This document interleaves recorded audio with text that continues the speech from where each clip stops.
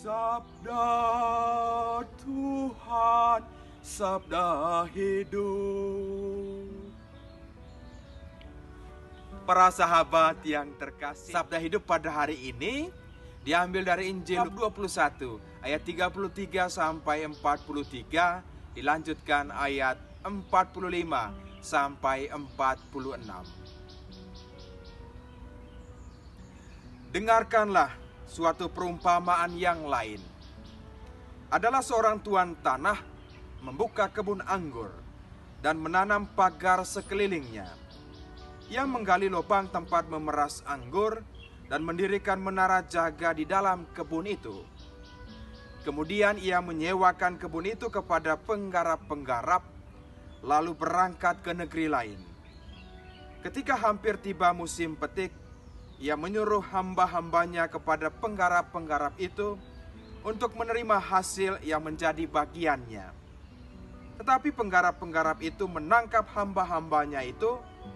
Mereka memukul yang seorang, membunuh yang lain, dan melempari yang lain pula dengan batu.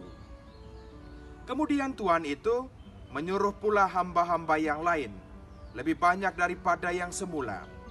Tetapi mereka pun diperlakukan sama seperti kawan-kawan mereka. Akhirnya, ia menyuruh anaknya kepada mereka, katanya, "Anakku akan mereka segani." Tetapi ketika penggarap-penggarap itu melihat anaknya itu, mereka berkata seorang kepada yang lain, "Ia adalah ahli waris. Mari kita bunuh dia, supaya warisannya menjadi milik kita."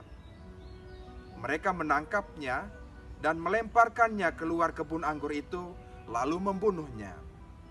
Maka apabila tuan kebun anggur itu datang, apakah yang akan dilakukannya dengan penggarap-penggarap itu? Kata mereka kepadanya, "Ia akan membinasakan orang-orang jahat itu, dan kebun anggurnya akan disewakannya kepada penggarap-penggarap lain yang akan menyerahkan hasilnya kepadanya pada waktunya." Kata Yesus kepada mereka, "Belum pernahkah kamu baca dalam kitab suci, batu yang dibuang oleh tukang-tukang bangunan telah menjadi batu penjuru? Hal itu terjadi dari pihak Tuhan, suatu perbuatan ajaib di mata kita. Sebab itu aku berkata kepadamu, bahwa kerajaan Allah akan diambil daripadamu dan akan diberikan kepada suatu bangsa yang akan menghasilkan buah kerajaan itu." Ketika imam-imam kepala dan orang-orang Farisi mendengar perumpamaan-perumpamaan Yesus, mereka mengerti bahwa merekalah yang dimaksudkannya. Dan mereka berusaha untuk menangkap dia. Tetapi mereka takut kepada orang banyak, karena orang banyak itu menganggap dia nabi.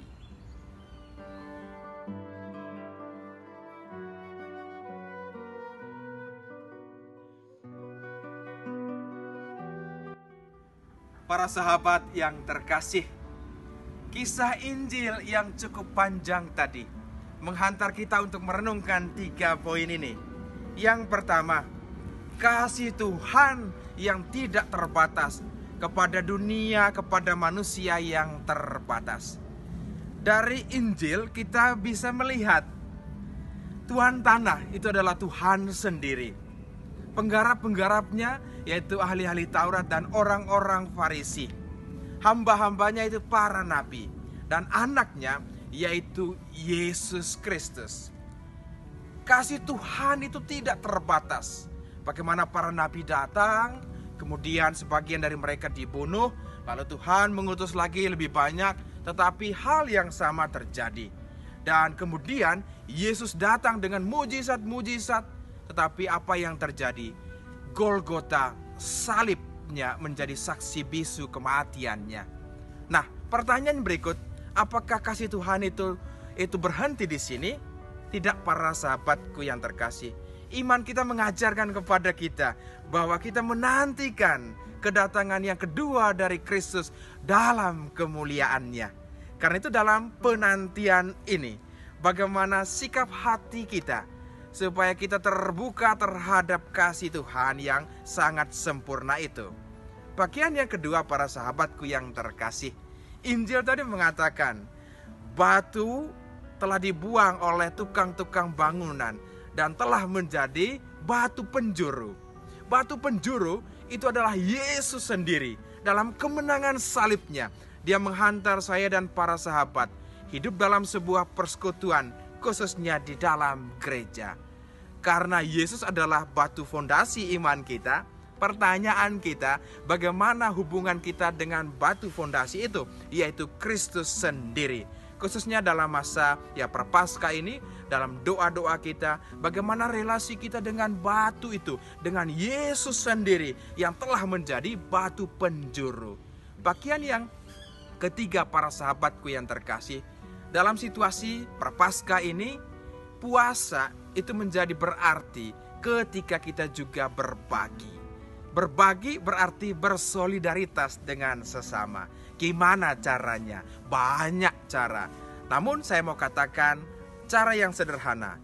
Jika selama ini arah hidup kita, perjalanan kita, semua ke mall, ke supermarket, atau ke tempat rekreasi, saya mengajak kita khususnya hari ini, kita buka hati untuk melangkah ke rumah-rumah jompo. Ada begitu banyak orang tua yang membutuhkan sapaan, doa-doa kita semua. Atau ke rumah sakit, atau mereka yang sakit di rumah mereka masing-masing. Hadirlah menjadi pembawa damai sukacita ketika orang menghadapi situasi seperti ini. Atau ketika dalam situasi virus corona yang sudah begitu banyak negara mengalami situasi berhadapan dengan situasi yang tidak mudah ini. Hati kita bersolider dengan dunia dalam doa-doa kita. Sehingga kita bisa menjadi pembawa kasih Tuhan yang hidup.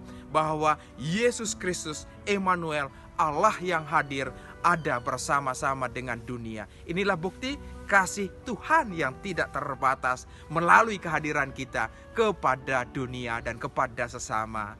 Mari kita melangkah. Kita tidak sempurna, tapi Tuhan ada bersama-sama dengan kita. Tuhan Yesus memberkati, Bunda Maria merestui. Amin.